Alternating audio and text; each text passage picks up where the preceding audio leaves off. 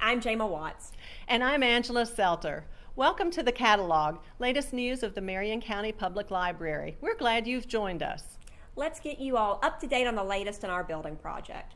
As you know, Isaac Tatum Construction, a local firm, is the general contractor for the project. As of today, we can report that the heavy rains in February put the project behind a little bit, but the crews are working diligently to keep that time up and keep the project on track for the completion of fall 2018.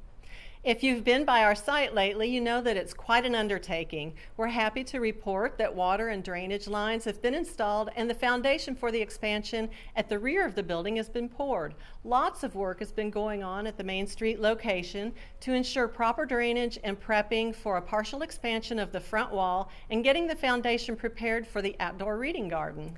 We're also happy to report that NOMI Design Services, along with KPC, are working to finalize interior design and furnishings. The color palette has been narrowed down, and materials for furnishings that will be comfortable, durable, and cleanable will be featured in the redesigned building. When we come back after a short break, Amy Morrison, Director of the Marion County Public Library, will be with us to discuss some of the exciting new features of the community's new library space. Be sure to stay tuned.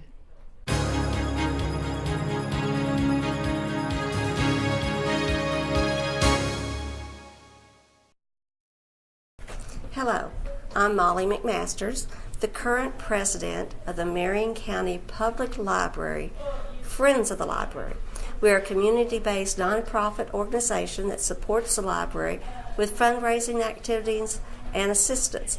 Budgetary cutbacks at the state and federal level make it harder for libraries everywhere to maintain a working budget. Your local library staff does an outstanding job being vigilant stewards of public monies while maintaining a library that is relevant to every changing needs of the population. We are often able to step in and assist the library with their wish list through membership dues, book and bake sales, partnering with organizations like the Cattlemen's Association. We are able to be a part of our community library. We'd like to take this opportunity to invite you to join our Friends of the Library organization. Individual memberships are $10 per person per year or $25 for your whole family. If your business would be interested in a corporate membership, for organizations with up to 50 employees, it's $25 a year.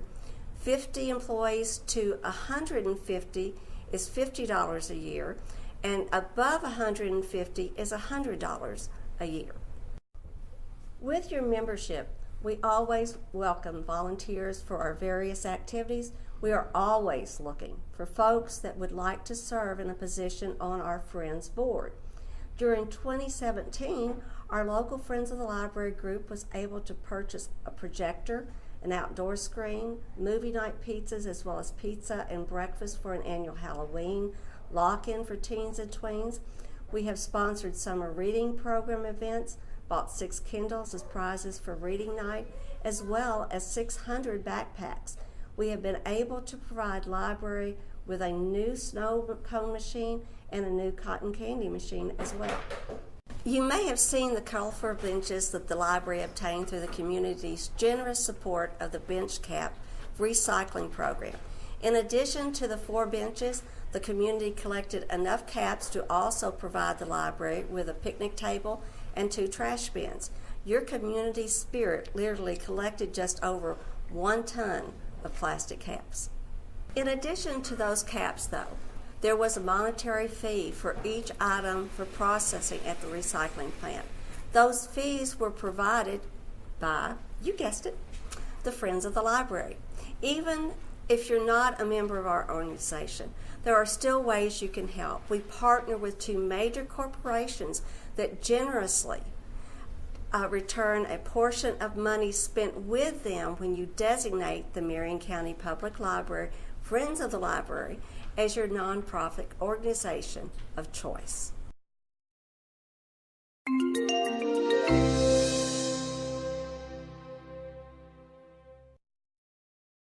Sign your Kroger Plus card up today. Just go to www.kroger.com. Sign into your account.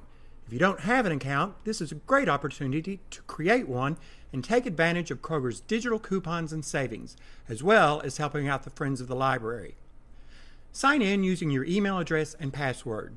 Click on the Savings and Reward tab and choose Community Rewards in the drop-down menu. When prompted to enter a nonprofit, simply enter 78557 or search for Marion CO Public Library Friends of the Library. Now start shopping. It's just that easy. And remember, selecting the Friends group does not affect your savings, your fuel points, or your product cost. Thank you again. And are you an Amazon shopper? Next time you get ready to shop on Amazon, stop by the library's website first. Go to www.marioncopublic.org. Over on the right side of the screen of the home page, scroll down and you'll see the green button underneath the event calendar. It says Buy It Now. When you click on that button, it will shoot you over to Amazon. Log into your account, and just like Kroger, a portion of what you spend will be returned to our Friends group without affecting your savings or your product cost. Thanks for joining us today, and we hope to see or hear from you real soon.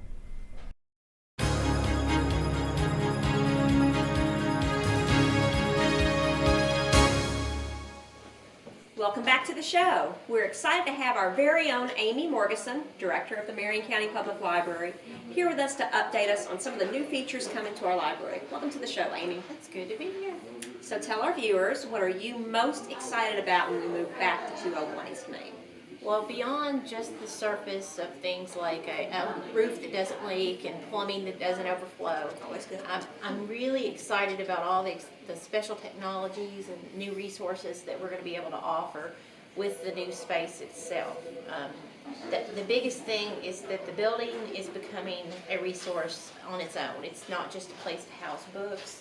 It's actually going to be flexible and very, very convenient for the public to use. Well, can you tell us about some of the additional space and what it will initially be used for?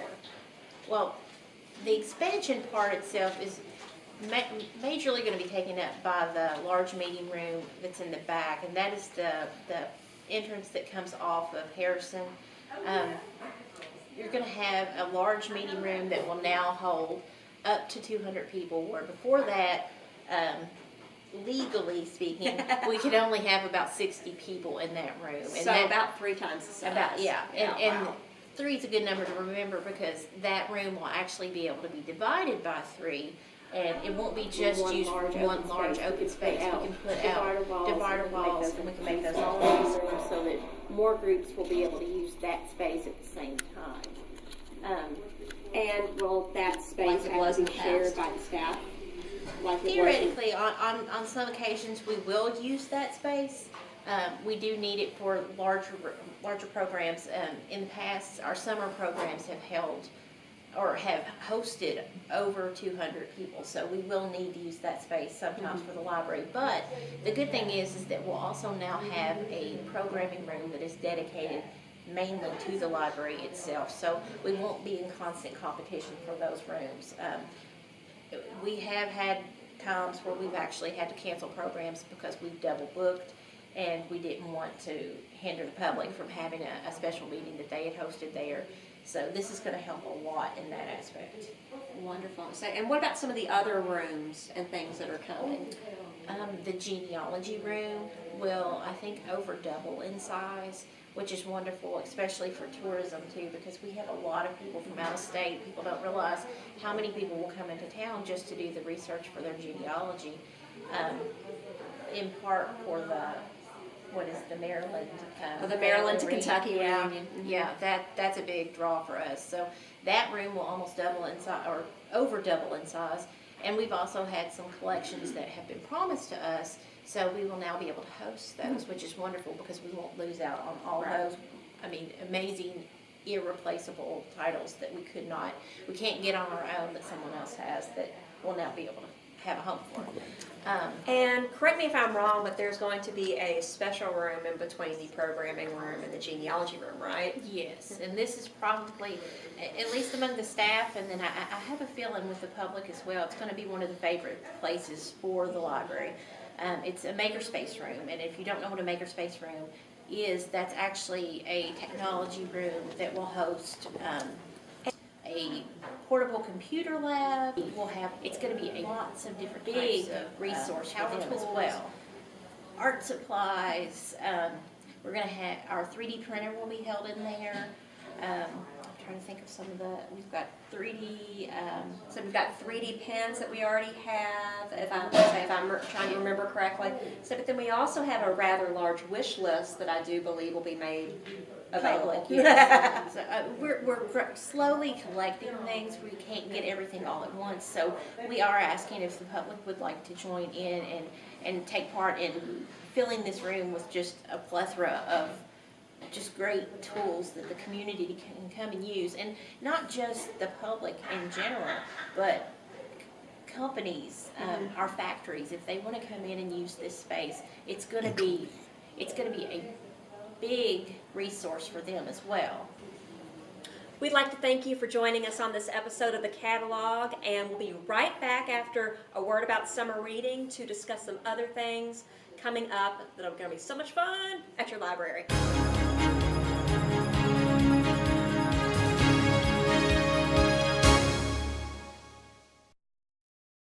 Hey guys, I'm Morgan. and I'm Elaine.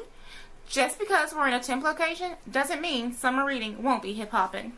We'll just be moving some of our activities to the Extension office out on Fairgrounds Roads. Follow us on Facebook for all the latest news and an announcement about our summer reading kickoff.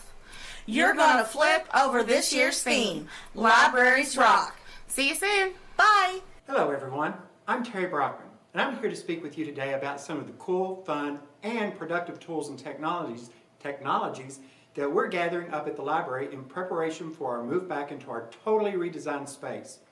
You heard our director, Amy Morrison, speak of how, aside from the new building being a place to go for resources, the building will be a resource available to you all on its own. So let's get started. The first thing that we're going to talk about is our 3D printer. First things first, how did we get our 3D printer? We got ours through a bookseller's promotion. Your library is a popular titles library. That means we try very hard to keep our collection fresh, up to date, and relevant to what our population desires, which means we're constantly buying books. I know we've heard some patrons express a concern that with the building project, will our collection suffer? I can tell you the answer is no. The building project monies and our operating budget are completely separate, so no worries there.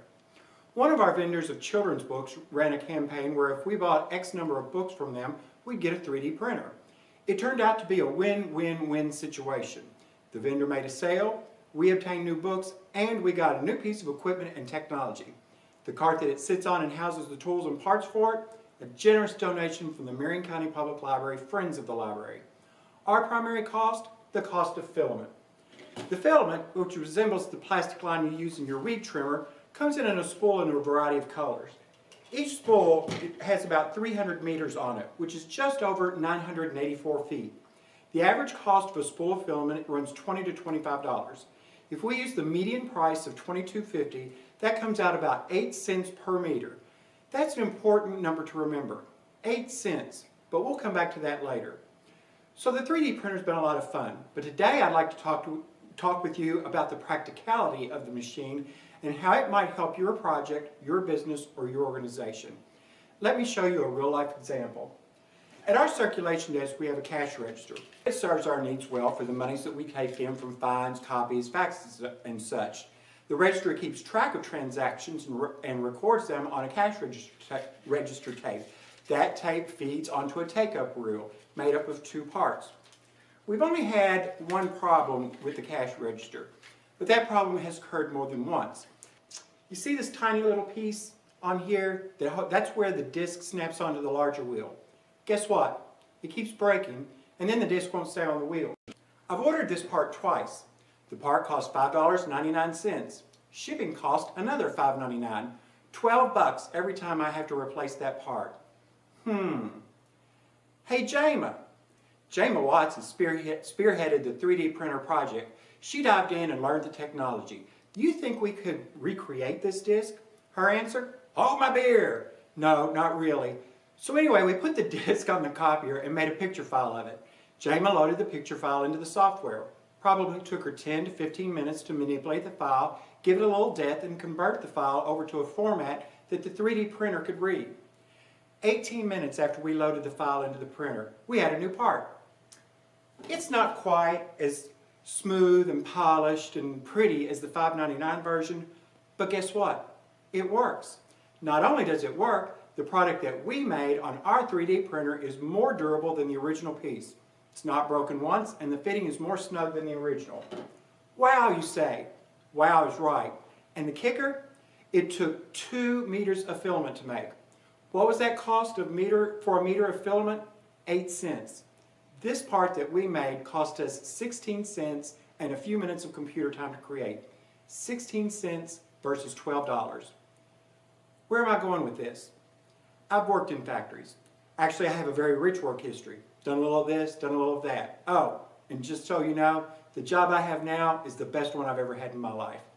Sometimes factories and other businesses and organizations alike need to develop new tools, new parts, or a jig. That can mean enlisting engineers or sending a blueprint or spec drawing off to a machining operation. It can be time-consuming and costly to have an actual part prototype made. But what if you just needed to see if your idea worked before going to all that expense? What if you wanted to see if you had thought out the size, the dimensions, the depth of your part, and that it was right before you committed to it? Your new library space has a resource for you in 3D printer technology. We'll be able to help you learn that technology, the software, to make you the cost-saving team member of your organization. So what's your idea? We encourage you to think about this opportunity. Share this information with your colleagues, your coworkers, your supervisors and your team leaders, your line workers, your business associates, and others in organizations that you might belong to of all kinds. Share it with your kids and your family. How often have you been in a situation working around the house where you said, geez, if I only had a little piece of something to put in here to make this connect or to get this to work? You see where I'm going with that. We'd like to encourage you to join the Marion County Public Library and think outside the book.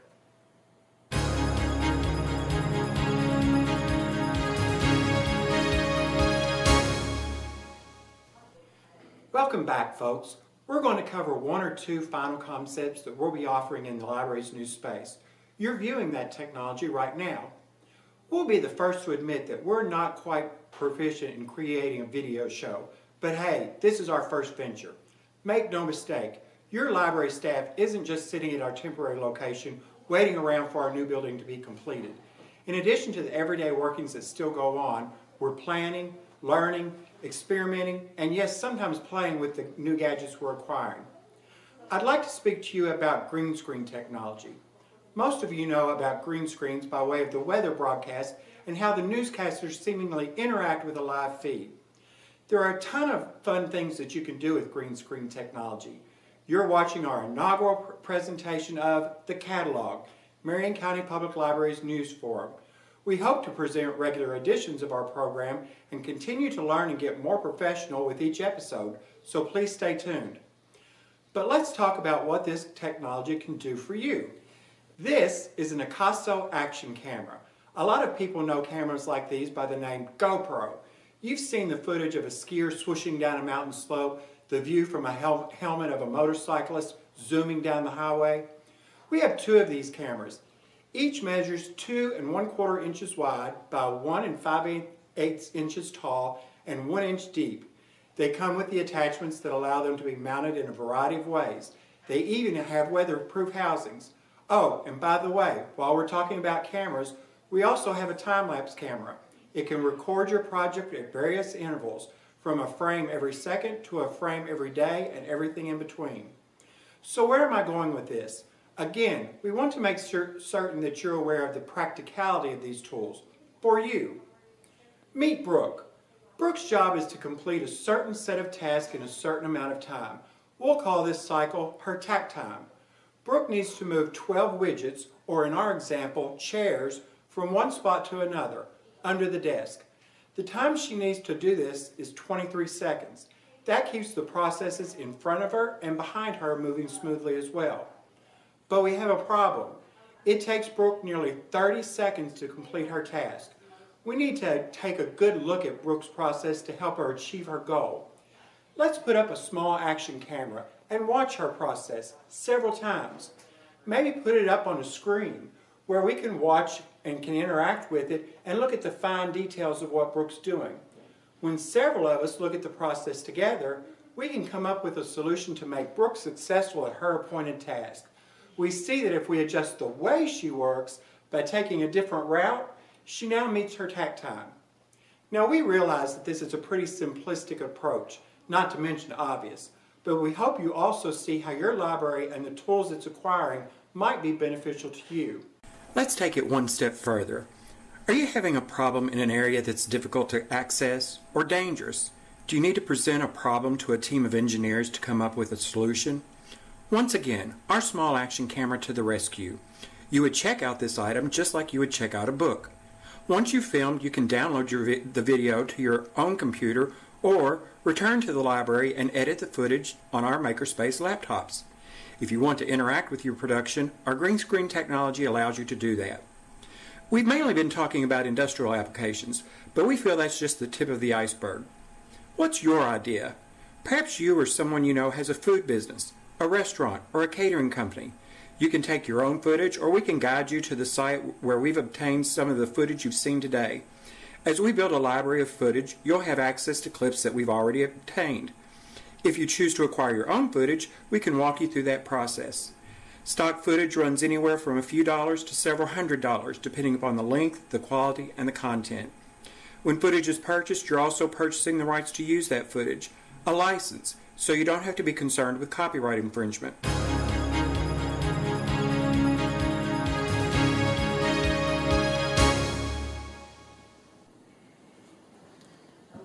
We hope our presentation today has been useful and informative. We hope that there are light bulbs going off and gears turning as we speak. We also hope that you'll share this information with those you encounter. Your library received its building grant because we showed that we are a vibrant part of our community. We received it because we showed that we don't sit idly by. Through programming and resources, we showed the need in our community for a resource center. When we return to our location at 201 East Main, we won't sit idly by then either.